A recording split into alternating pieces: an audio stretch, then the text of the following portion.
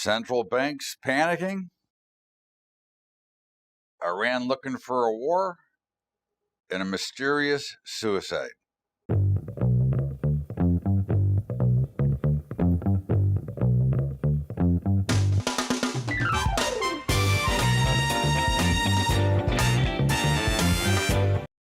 What's up, everybody? Welcome aboard. It's Bubba's Bottom Line. It is Sunday, August the 11th, and time is flying by, and what a wild week in the markets last week, and we'll, of course, talk about that a little bit later.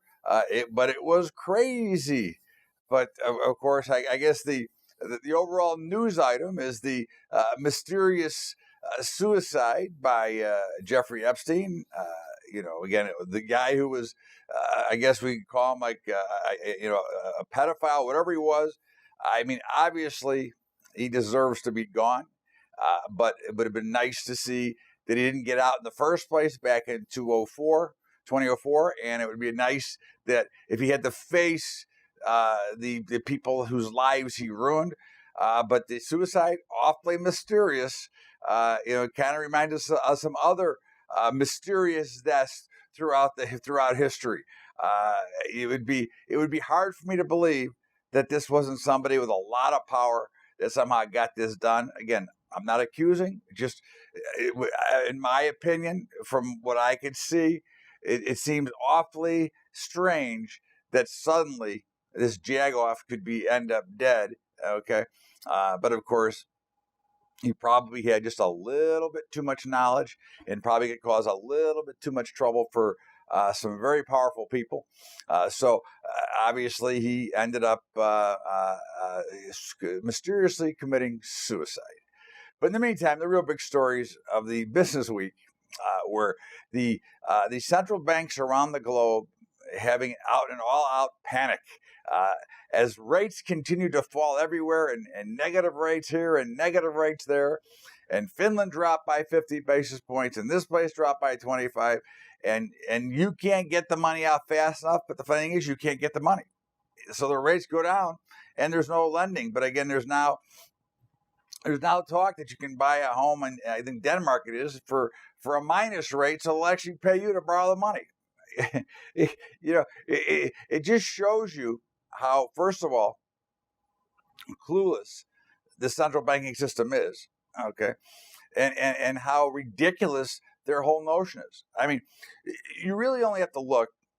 I mean, you can go back 106 years and look at the destruction of the dollar over 106 years. You can look at what they've done and basically how they've taken the money right out of your pocket, okay, as we go forward. You can look at all the violations in the original mandate for the Fed, okay. How we get away with this, I'll never know, but I can only ask the question, okay.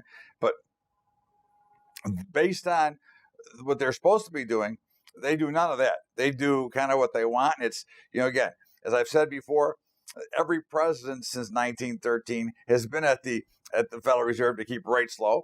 And of course, they think that that's going to stimulate spending and money. And of course, it has not worked. And again, if you want the perfect model, you just have to look at Japan, since they started almost 30 years ago with this same ignorant process.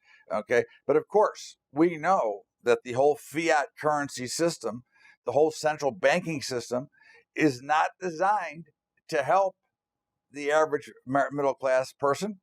It is designed to cause more destruction. It's designed to take dollars away.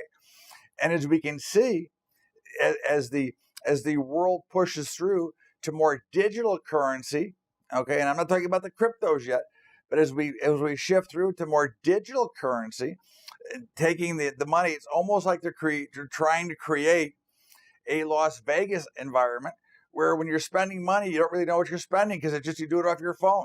You use one of these pay services, Venmo, Paytm in India, all these different pay services. So again, but I personally believe, okay, that that's going to be good for the crypto world. I think that people that have any understanding at all are sick and tired of seeing what the Federal Reserve can do and what the central banks can do, and by the destruction they can create, versus letting a free market system work. It is truly amazing, especially with rates this low. But who can borrow money? You still can't get money from the bank, okay? Because of good. And I don't blame the bank in this case because again, it's a profit rate. Their spread between what they borrow for and what they lend for is not big enough. But it just goes to show you the ignorance of everybody involved in this, except the bankers, because the bankers will buy a lot of bad loans, which we've talked about for the last couple of weeks, and they'll be in great debt. And when this whole system blows up, which it will, because you do have an unbelievable bond bubble here, but when it does blow up, well, the Fed will be there to bail them out again. Isn't that amazing? So it's nice to be in a business where you can multiply your earnings by a billion. We won't get carried away. We can multiply your earnings by a lot, okay, and never really have any risk. I mean, isn't that a great business model? Lend out, collect the interest, up or bust. Okay, well, here comes the Fed. We'll write you a check. Isn't that a great? What a wonderful system. Why isn't every business like that? Of course, if every business is like that, AOC might be championing it. But in the meantime, it's obviously apparent that the true free market system is not available in any place except for one. The only true free market system is a flea market, okay, or the cryptocurrencies right now. That is the only true free market that works on price discovery and so on. And again, it does not have the manipulation of others. But again, it's just one man's opinion. Okay, but it does look like Iran is looking for a war right now. They're threatening Israel. Smoke will rise in Tel Aviv was the headline. Okay, and of course they brought, Iran started with taking the British ship in the Straits of Hormuz, and we saw some move up in oil. And of course now they're going after Israel, and I think they're looking for a war. And obviously they could be swatted off like a bug, and hopefully they will be. But again, I think when you bark after Israel, you might be going in the wrong direction. I don't know that Israel will have as much restraint as others do, obviously because of where they are. So when you look at it, but it certainly looks like they're trying to pick a fight. Okay, I mean, again, you just don't do these things of ignorance and expect nothing to happen from that. But again, I think when you look at it here, does the average investor realize the exposure that they're under here in these market conditions? Again, bond bubbles. It's. I've never seen bonds act like this. Okay, I've been doing this for 40 years. Okay, I've seen action. Okay, but it's amazing when you see what's going on here. And of course, you saw, I think it was last Wednesday, rates dipped down to 1.6 in the 10-year. Okay, but in the meantime, you can get on 30-day bills, you can get 2%. Okay, so obviously the inversion of the yield curve, which everybody poo-poos. We're back in that stage where it doesn't matter if you make money or not. Okay, that's the interesting thing we have. This is where we talk about market patterns repeat and things repeat. And right now we're in that stage. It doesn't matter. You don't have to make money anymore. Uber reported earnings. Okay. Now, again, they lost money. We knew they were going to lose money. Lyft reported. I don't know how they're ever going to make money. Now, I'm not saying they can't because I don't know, but I certainly don't know how they'll ever get there. But in the meantime, they certainly did not move. The pundits made a big deal. Oh, Uber's moving 7%, okay, or 8%. Well, just so you know, the markets had already priced in a 10% move in either direction. Okay, so again, we're once again. Well, I'm not, but analysts and the schmucks out there are saying, well, they've got so many views, they've got so many riders. It doesn't matter how many clicks, how many views, how many riders. What it matters is how are you going to make money? Because at the end of the day, it comes down to profits. It comes down to the balance sheet. Okay. Again, I can't say they won't make money. I don't know. But right now, they're not making money, and they're certainly extremely well overvalued. But again, of course, many of the things are. So when you look at the average investor who's invested in, like a Beyond Meats, again, I don't have any problem with it. A Roku, which I own, full disclosure. Okay. But I mean, Roku's at about a 20,000 negative PE. I mean, it's obviously some ridiculous number. Okay. Got to make money. Somewhere you have to make money. Okay. Now I can actually see where Roku can make money because to me, there is basically a service business that collects money on a monthly basis or whatever. Okay. So I see them potentially making money. But again, they don't have the same expenses as an Uber or Lyft. But again, I'm just saying, the bottom line is the average investor is at enormous risk in these markets right now. Okay, because they're flying in and flocking in to all this stuff. Just, again, earnings are going to be good. Well, again, you keep redoing to the bar, earnings are going to always be good. Okay, but you've got too many excuse makers already built in. And again, the markets are telling you that they may go higher and they may make new highs. Okay, we're back long again. Okay, we were short, we get back long again on Friday. Okay, so again, I hope they go up. But I don't like it. I think they got more room to go on the downside.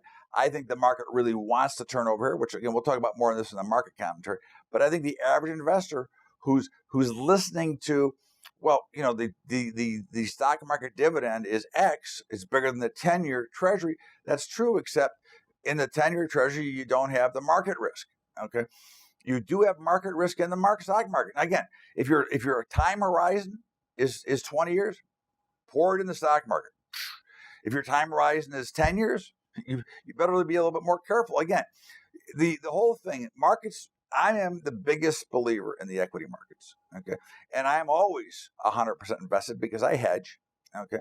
But at the end of the day, you have to know how to protect what you're in with or how to put yourself in the best position, or you're going to be out of business and out of money. Okay. And I think that is something that the average investor doesn't look, nor does the average advisor who advises the investor, because again, the advisor gets paid on having your money in the market, not in cash. Okay. So I hope everybody either figures out how to get hedged so that you can stay in the market, or converts their stuff into some cash, because there is going to, and again, I don't know when it's going to be, but there will be. And again, it's all about your time horizon. In the meantime, my time horizon, this is Bubba's Bottom Line. We're going to step out here for a break, and we'll be right back with more of Bubba's Bottom Line after the break. What's up, everybody? Hey, doing a webinar Saturday on the equity portfolios. We had a little bit of a rough week last week, but still doing fine. I can't complain. But again, as we always warn you and tell you, in trading, there's going to be some drawdowns anyways. So not a concern, but you'll get to see how the model works. It'll be Saturday at noon. You can email me for the link, or it will be posted on the website by Tuesday. But it's Saturday at noon, Equity Portfolio Management. Check it out. You'll have a good time, and I think you'll teach yourself how to make some money and learn how to understand what's going on and actually leverage up stock with very limited risk. In the meantime, also don't forget our high school investing program at Patreon, patreon.com/Bubba Trading. That's patreon.com/Bubba Trading. Now let's get back to Bubba's Bottom Line with me, Todd Bubba Horowitz. Welcome back. It is Todd Bubba Horowitz. It is Sunday, August the 11th. It is Bubba's Bottom Line, and what a crazy market week. Woo, man, oh man. As they opened up Sunday, Monday, okay, they got clobbered. They got hammered, okay? Now, Bubba Daily Update subscribers, we're fully prepared for everything that happened, because we kept saying, once that we saw that big sell-off on Monday, there's going to be a big rally in here somewhere. There's going to be a rally. I would not get too short. In fact, we had a lot of reversal signals, okay, and told our equity people that, look, we're going to get short, but we're going to wait for a little bit of a bounce back, because again, remember, when markets stretch too far one way or the other, they're usually going to revert back to the mean. In the meantime, markets did come flying back. Monday, not so much, but Tuesday, after being down, they came all the way back. Wednesday, that's when central banks really went to town and lost their mind. And of course, the Dow was down, 600 or 700 again. And by the end of the day, guess what? They were higher on the day. Amazingly so, they were once again higher. Now, that was not a hard call. We actually talked about that on the update, that they could certainly come out. Now, one of the things you look at was volume was very light last week. And again, we don't make any excuse for volume, because price determines action. But when light volume sets up for a great rip-your-face-off rally, which we saw. And of course, we saw that continue into Thursday.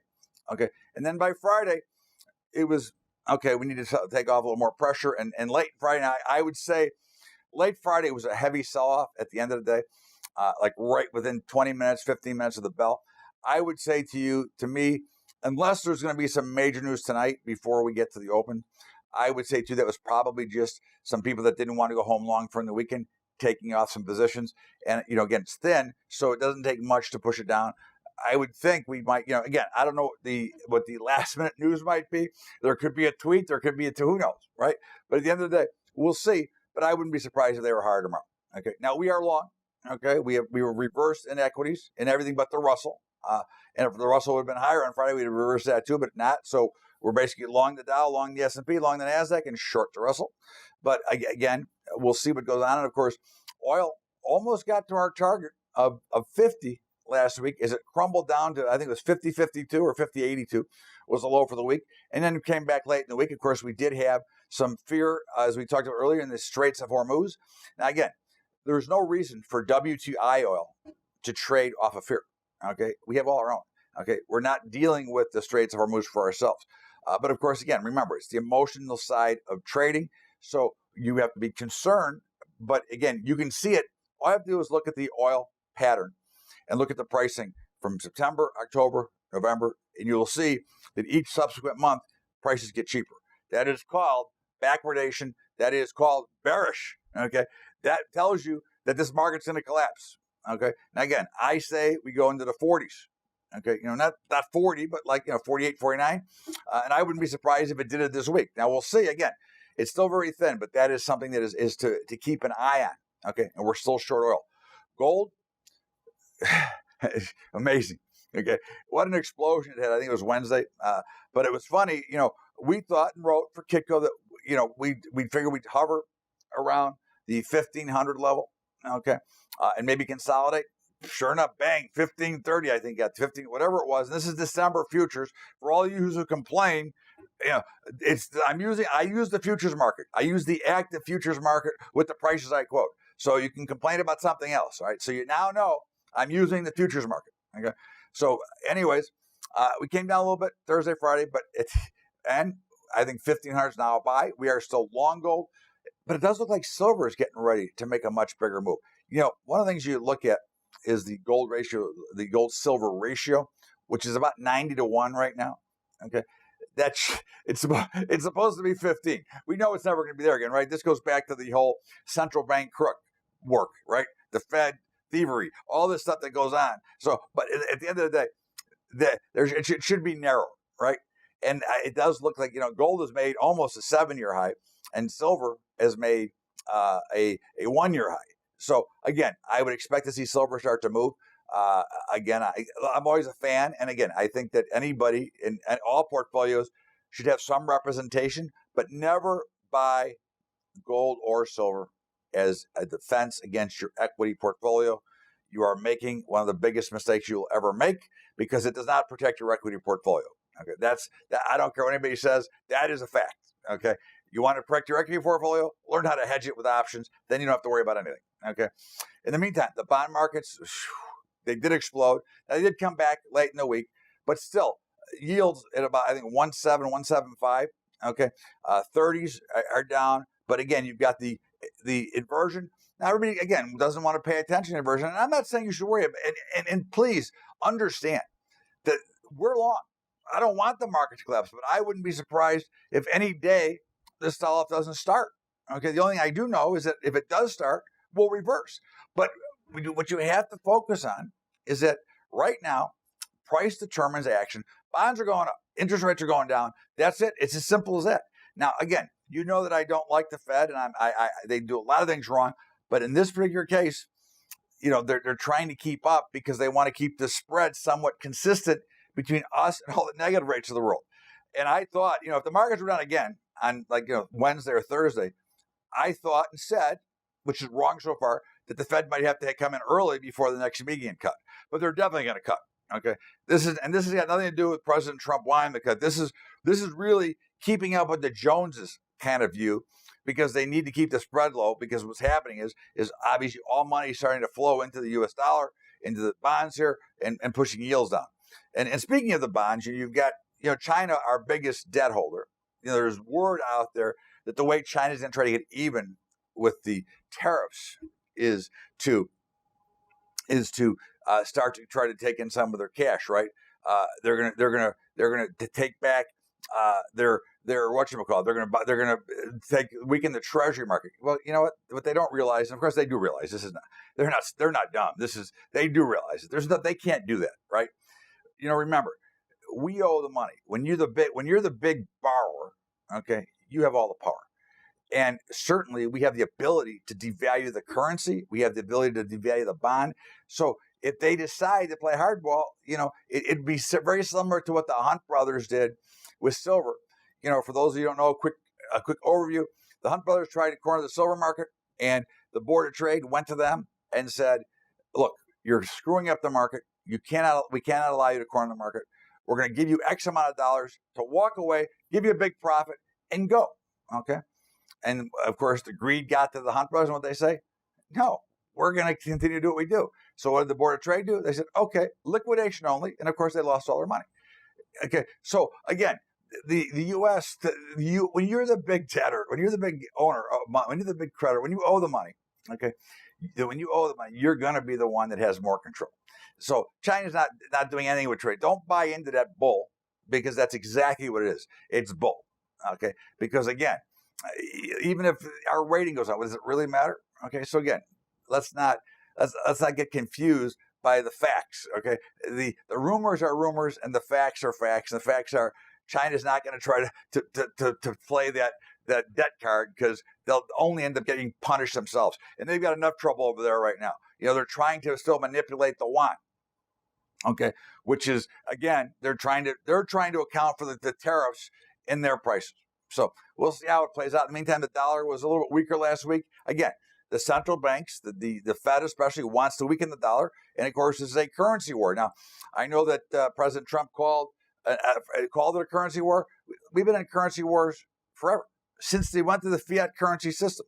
Okay, so again, this has been a race to the bottom forever. I don't want to, we're just as guilty as manipulating currency. The only thing about China is they're obviously much more privately held, and the yuan doesn't free float against everybody else. So at the end of the day, all nations manipulate their currency. That's what they're doing with their interest rate and everything else. I mean, again, it's a crack. Okay, grain markets. Is it a problem? Is the trade wars a problem? Corn exports plunged. I don't know if they plunged. Again, I'm not that deep into it. We've got a USDA report tomorrow, which again is worthless. USDA and Fed are about in the same category. But again, corn prices are higher. Okay, they've been down the last couple weeks, but they're higher. Okay, soybeans are a little bit higher, but they have pulled back a little bit. And wheat is a little bit higher, but it's come back. But again, we had these big runs up. We came back, but we're still higher. So is it the trade wars? Is it the tariffs? Or is it just that we have such an oversupply? I still go with the oversupply, because again, I think that if they need it, if there's a weather issue, then there's going to be, prices are going to go a lot higher. And although we are short right now, the grains, I think they're still going higher. But I wouldn't be surprised to see a pullback first. And that's what I'd be looking for to buy and reverse. Meats, cattle looks good. Okay. I mean, it didn't look good at the end of the week, but it held support, both fats and feeders. And, after Monday's debacle where it looked like they were going to flush them, kind of came back and kind of held up very nicely. Hogs look like they may be turning and may be going, and it may be time to be a buyer of hogs. We'll be watching closely and keep you posted, during the week. But again, I think, when you look at everything that's going on, okay, you've got the Fed, and I think this is almost, what's the word I'm looking for? This is almost kind of scheduled or planned. Okay, you've got St. Louis Fed talking about, well, maybe we don't need to lower interest rates. So it's kind of like they used to have Lael Brainard come out and test the waters of what a rate cut would do and how the markets would react. And I think this is kind of floating the information. It's almost like they scripted what they want to do to try to see how the market's going to react. To me, the Fed is absolutely worthless. Okay, if it was my decision in 2008, I'd let the banks go broke. Okay, the ones that had troubles, and I would just reimbursed with the $4 trillion they made. I would just I would have just paid back the depositors. But again, that's just me. Okay. In the meantime, Bitcoin got nicely higher again. I think that this whole digital currency theory that they're trying to get to by eliminating paper money is going to be a much bigger benefit for the cryptos in the long run as well. We'll see how it looks like. We're going to step out here for a break and come back with my commentary after the break. This is Bubba's Bottom Line. Todd Boborowicz. We'll be right back. So, everyone, markets are wild, and we've got some great products for you to check out. Again, we've got our equity portfolio. We're doing a live webinar on Saturday at noon Eastern. You want to check it out? All you got to do is email me at bubba@bubbatrading.com or go to the website at bubbatrading.com. And again, we've got the micro futures, which are doing unbelievable. Obviously, it's been a very good product, and we love it. So if you want to check out the micros, I've got a couple of videos on that. But it's a great entry spot for somebody who's either afraid or never tried futures. You get to trade at 10% of what the actual contract value is, with also commissions reduced to 10%. So if you want to check it out, email me, bubba@bubbatrading.com. Don't forget about our high school program at Patreon, patreon.com/Bubba Trading. That's patreon.com/Bubba Trading. Now let's get back to Bubba's Bottom Line with me, Todd Horwitz. Welcome back to Bubba's Bottom Line. And as every week, I like to give you a little thoughts of what I'm thinking. And, this week I totally ignored the political scene, and I'm going to do it at the commentary too. How about that? No politics this week. I can't take it anymore. In the meantime, I do want to talk to you about trading, investing, and all the bull that is out there. Okay. I've been doing this obviously for 40 years, and I've seen every ad, every service, and everybody who promised you're going to make billions. Okay. And again, that's a crock of crap. Okay. There is no free lunch out there. There is nobody passing out $100 bills for you to take that easy money. Quit chasing the shiny object. Trading is hard. Okay. Trading takes patience. Trading takes time. Trading is a grind. Okay. So all those promises of free this, you'll make this amount of money, that amount of money. The world's coming to an end. The world's going to the whatever it is, it's a bunch of bull. Okay. It means nothing. As I say, there is no free lunch. And again, one thing I've been watching is now there's a naked selling option service. Well, let me just remind you, for those of you who may have forget, because we did address it here before it happened, optionsellers.com blew out all their investors. And just remember, when you're naked short something, you're obligated. So even if it goes deeper than the money you had, you will owe that money.